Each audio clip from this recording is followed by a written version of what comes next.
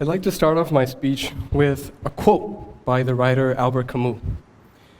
Without culture and the relative freedoms it implies, society, even when perfect, is but a jungle. What even is culture? I think that's a good start. According to Boston University, they define culture as all the ways of life, including arts, beliefs, and institutions passed down from generation to generation. Now that's a wordful. Now going back to the quote, Camus describes society without culture as a jungle. Let's focus on that word. What do you think of when you imagine a jungle? The first thing I think of is chaos. Now, you guys might ask why you think of a jungle as chaos. It's nature, it's serene. Well, when I think of a jungle, I see myself as a person with nowhere to go. You know, a jungle usually doesn't have this set route that you're supposed to go from point A to point B. You know, you're alone in that jungle. It's dark, quiet, full of tigers. You're alone there, and you have no idea how you're going to escape. That's how I felt when it came to trying to determine my own cultural identity. And sometimes I still feel like that. Because even though some aspects of culture might be established, like the languages you speak and how you dress, your own cultural identity, just like almost every other part of you, like your sexual orientation or your gender, isn't something that can be beat into your mind and taught to you. It's something that you have to develop and discover on your own. Starting from around 1 or 2 years ago, I started feeling this sense of isolation. I felt like I didn't really belong in my community. It felt like for most of my life that I was living a lie. I felt like I took some set of values, like cultural values and beliefs that people around me followed, and I tried to make it my own. I am a fourth-generation Burmese citizen. That means that there's about 120-year difference between my first ancestors that came to Myanmar and me. What I'm trying to say is my family's been here for almost 120 years. Even though from both my mom and dad's side, I can connect my ancestry to places like India, in my heart, first and foremost, I will always be a Burmese person from Myanmar. But you know what? Sometimes I don't really believe in that anymore. And then when I started talking to my parents and grandparents about my cultural ancestry, I learned a mix of things. I learned that there were some ancestors of mine that have always been in Myanmar. Oh, great! So I am Burmese, right? And then after I talked to my grandparents, I figured out that I have a Chinese great-great-grandfather. Some of my relatives are more Indian than they are Burmese. My family isn't a straight line. It's a mix of so many different cultures. And when I come to my house, we don't only speak Burmese. Sometimes we speak Hindi, and sometimes we speak English. And I walk around my house, I see all these prayers in Arabic. I don't really see these posters in Burmese. And sometimes I feel like that might be a reason why my Burmese isn't that good. 10-year-old me could not have comprehended how big those discoveries would have been in the future. It's great that I have such a diverse cultural background, but where can I start when it comes to figuring out my cultural identity? Do I go back 120 years and try and determine which culture I should follow? Well, not necessarily. Because the best way, I think, to solve a problem when you encounter it is to figure out where it's coming from. And from my experiences, I can say confidently that I have 2 reasons why I started going through these changes. Number 1 is I'm an international school student. Now, you guys might be wondering, what does being an international school student have to do with culture? I say it has everything to do with your cultural identity and your culture. Because, check this out, as an international school student, compared to, let's say, public school students in Myanmar, you come across so much more diverse cultures and ideologies. It's good that you get to learn about all these, but sometimes it might blur the line between your cultural views and the cultural views of other people. Imagine this. You're in history class or in psychology class or you're in theory of knowledge. Right? And you learn about this ideology. And you agree with it. It's something that resonates with you. You want to adopt that idea. But there's a problem. That idea doesn't go with what your mom and dad taught you as a child, It doesn't go with what you were taught in religious school or in the monastery. So what do? You go to your parents and you try and tell them about this idea? 9 times out of 10, with what I experienced, my parents just yell at me. They call me too westernized. They say that I'm trying too hard to change who I am and that my culture is already there for me. They've taught me everything. This causes what's called an acculturation gap, a acculturative gap. The noun acculturation refers to the process where a person shifts and adapts their culture when they're living in a country that doesn't have the same culture as them. Sorry. And in this case, students feel like they can't fit in. They're seen as not Burmese enough by their parents and society around them, but they're seen as not westernized enough by the rest of the world. And the second reason that I found is that maybe it's because I'm a mixed person. Maybe my cultural beliefs are not the majority. Imagine this, you're an international student now, like you're a student studying abroad, or maybe you're a part of an ethnic group that isn't in the majority. So what do? You have a lot of these cultural beliefs that are different from each other. The US government back in the mid-2022s estimates the Burmese population as 57.5 million. In this 57.5 million, they estimate that approximately 88% of the Burmese population follow Buddhism. Now, like Burmese society and many different types of cultures around the world, they are influenced heavily by religion, just like in Myanmar, which is influenced heavily by Theravada Buddhism.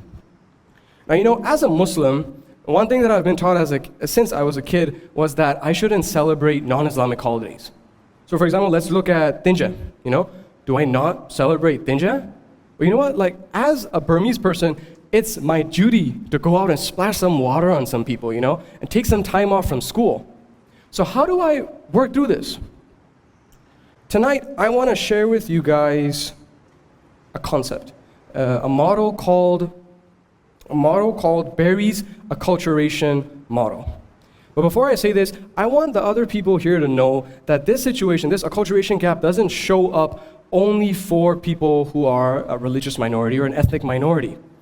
We live in a society that's extremely conservative. Our Burmese society might not be as open and accepting to members of the LGBTQ, or we might have very traditional views on gender roles and what jobs women can take.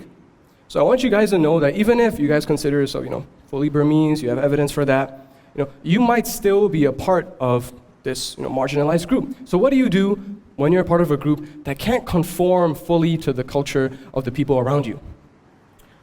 This is where Berry's acculturation model comes in. It is a theoretical framework made by Canadian psychologist John Whittup Berry. It explores how an individual can react and adapt when they experience living in or being around a group of people or society that doesn't follow the same culture as them. This model states that there are 4 ways a person can react. It's pretty simple. You have assimilation, you have integration, you have separation, and you have marginalization. Now, they're all listed from one extreme to the other, pretty much. And I want to take some time to explain to you guys why. When you look at marginalization, right? Actually, you know what? Let's start with assimilation. Let's start with what most people see as the best route. When you think of assimilation, an individual will prioritize adapting themselves to the culture of their host nation, the dominant culture. And in this process, you might lose a bit of your own cultural heritage. You might abandon some of your beliefs on purpose just to try and fit in with the people around you. Now, this might sound good, like you can't fit in, these people, you can't hang out with these people because of their culture. Why not just adopt that culture? But this creates a pressure to conform. You're pressuring yourself to try and be like other people. You're pressuring yourself to be someone you're not. Sometimes it can cause alienation and dissonance from your native culture because you've done so much to adapt to the host culture that you're basically not yourself anymore. You don't belong to your original culture. So let's go on to integration. Integration is seen a lot as one of the best ways a person can strike a balance between keeping their own culture, but also at the same time being actively involved and trying their best to adopt the cultural beliefs of their host nation. You might be a cultural minority here, but you go out of your way to go to the monastery. You go out of your way to sit through like lectures, or go out of your way to try and understand more about Burmese culture. You learn how to wear a paso. You start liking a beat, that type of thing. But sometimes, what if you have one view that you just can't agree to?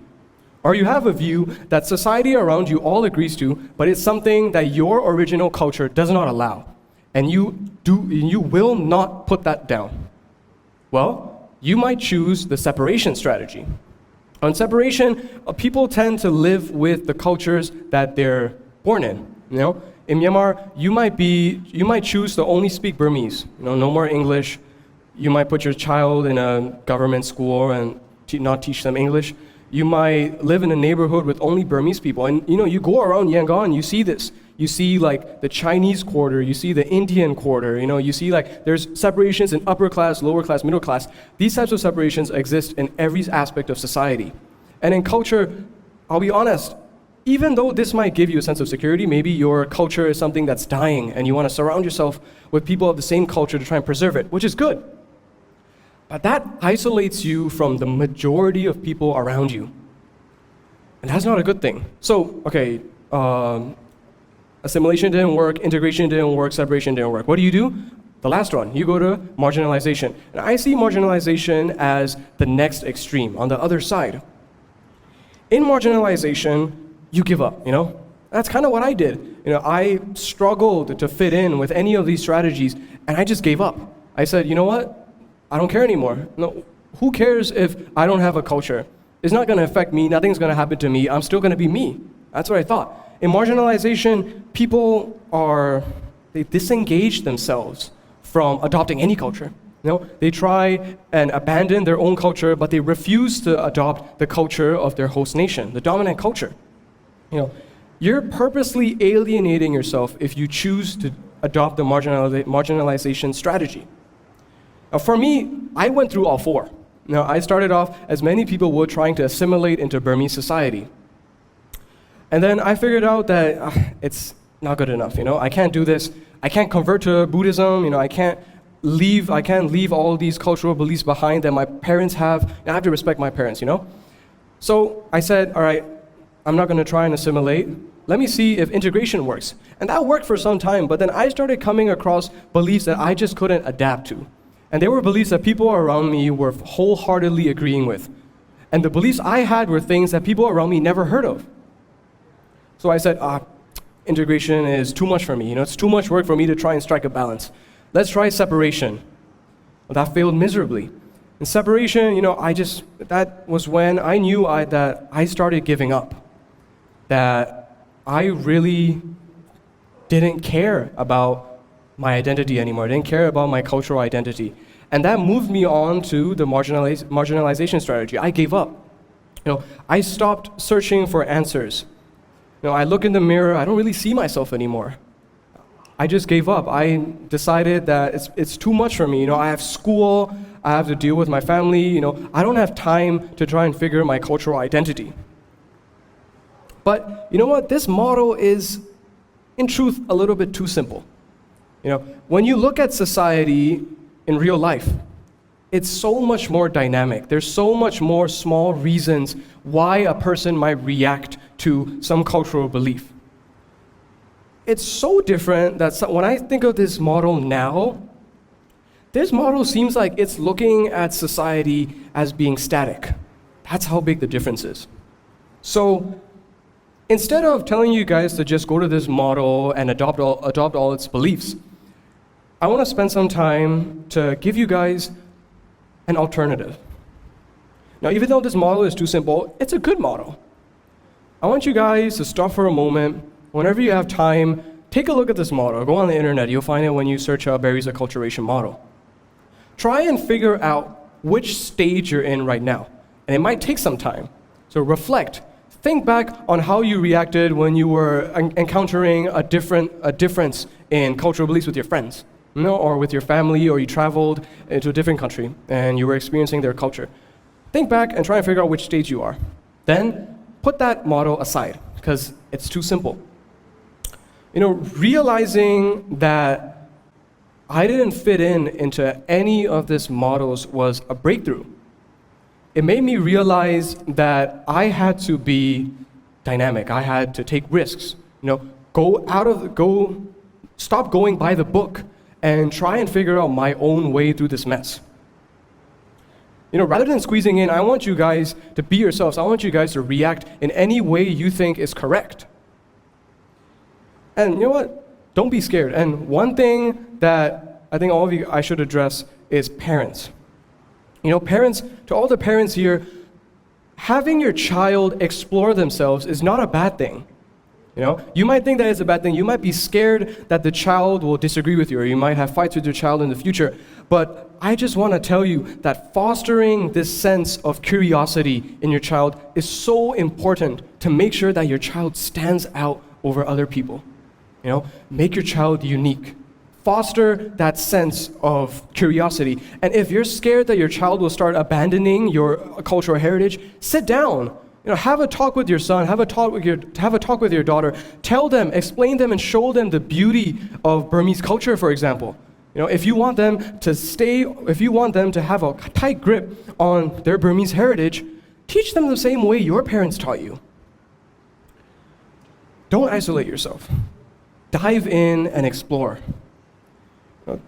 This process of acceptance, accepting that cultural beliefs are not static, is imperative to deepen, your own cultural awareness. But at the same time, as Camus said in his quote, culture and its relative freedoms. Culture fosters freedoms. Culture gives people a way to express themselves with a sense of autonomy. It lets people decide in their own way how they're going to go about living life. The theme of today's event is Solve for Why. It's math. When I thought of this theme, I thought of how I would be sitting in math class trying to solve a question, like an equation. Now, I want you all to think of tonight's speech and the problem of tonight's speech being your cultural identity. You're solving for why, you're solving for your solving to find your own cultural identity in your own way. So tell me, will you guys solve for why? Because in a world of changing cultures and values, staying dynamic and adapting is the only way to go. Thank you.